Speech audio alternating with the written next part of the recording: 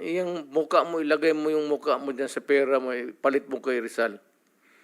Pero wag sa panahon ko, tayo. Thank you, Mr. President. Alam nila yan. Ayan, oh. Puro chief of police ko yan. Alam nila yan.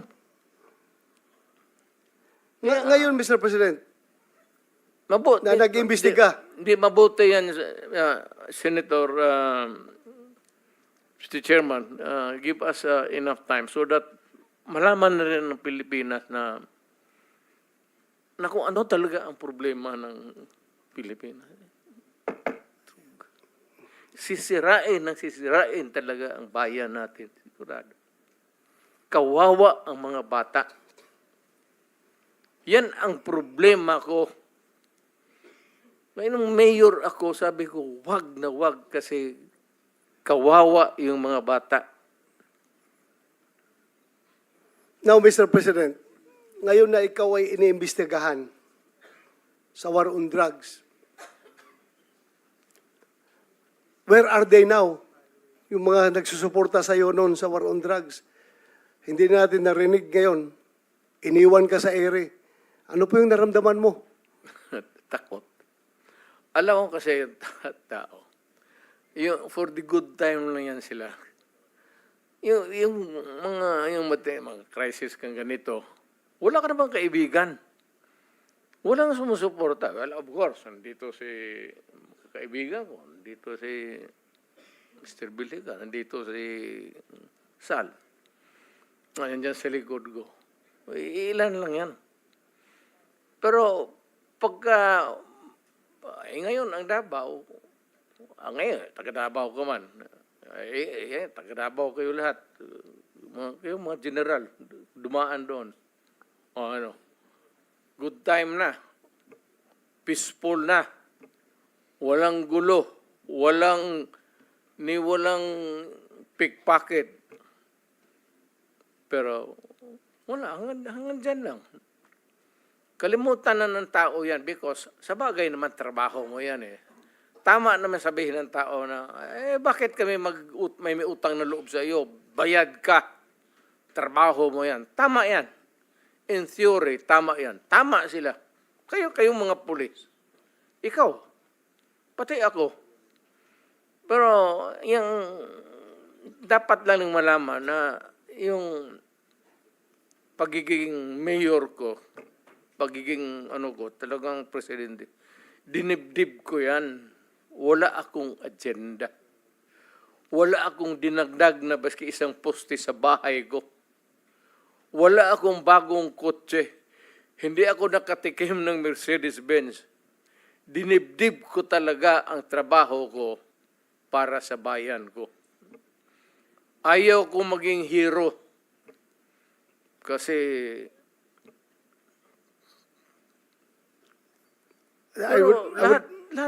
kayong lahat ng mga chief of police dumaan sa Davao.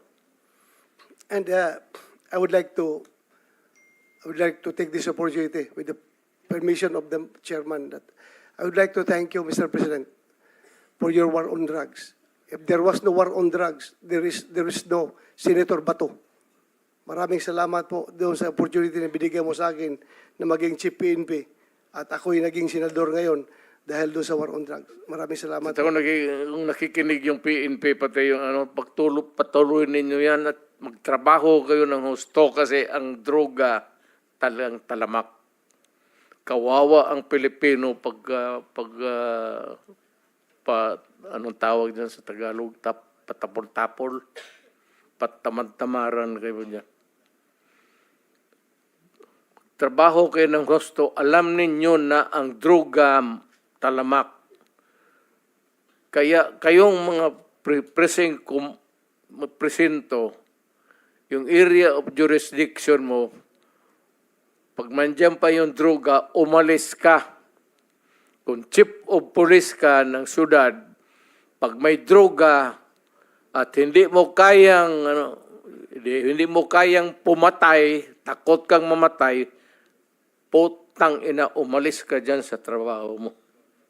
Sorry for the...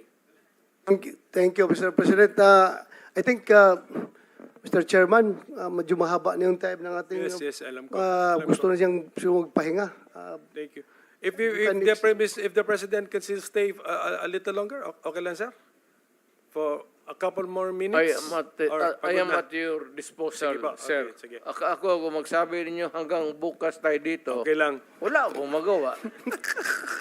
Actually, dapat Senator Bato, nag-apologize tayo kay President for starting our hearing in the morning. Doon siya nahihirapan actually siguro. In the same manner that I would like to express my apologies, especially to Senator Ontiveros, kasi sensitive sa mga ganitong, yung karakter ko ho, gano'n talaga. Baski saan mo ako ilagay, gano'n ka. Even in front of anybody. Ganon talaga ako. Bastos ako. Walang hiya ako kasi galing ako sa baba. Salamat Class kaayo, three, Mr. ako, Chair. thank you. Hindi ako sensitive.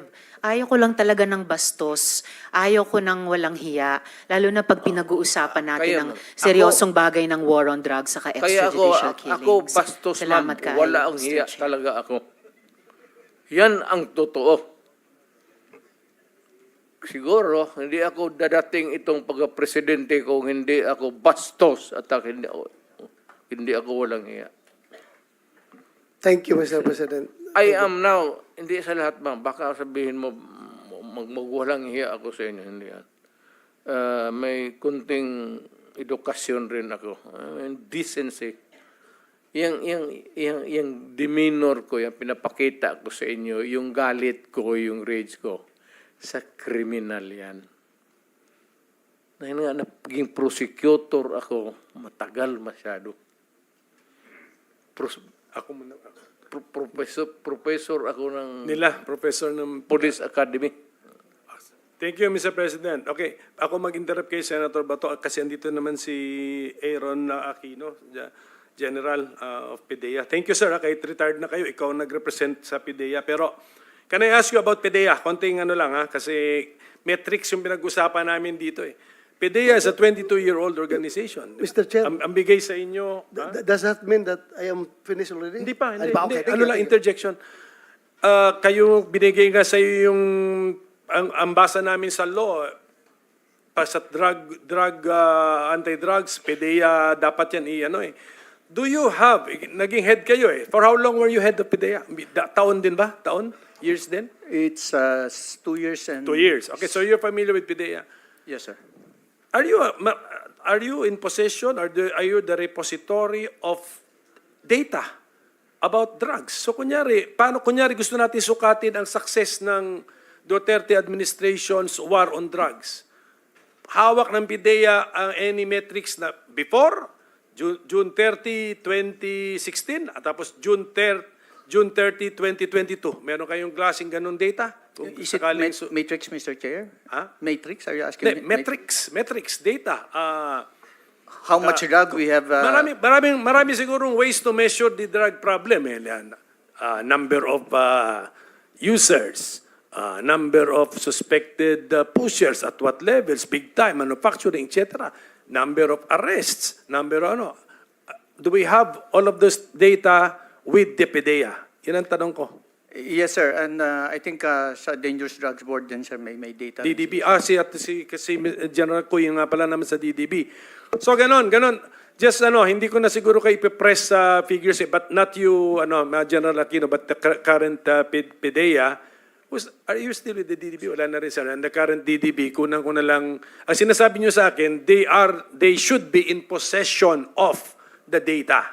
That's what you're telling me. Yes, So, Mr. Chair. Okay, we will require them to submit. Kasi ang katanungan, marami rin nagtatanong is, ano ba yun? How successful was it? Pero we have to use some objective metric. Hindi pwedeng, siyempre, kung subjective, puro praises o puro criticism naman. So, mag-isip kami ng metric na kung how to measure a success or failure in the war against drugs. Okay.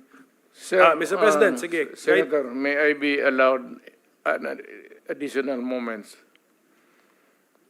Alam mo itong war of the... Itong PIDEA, Hindi man sabihin inutil.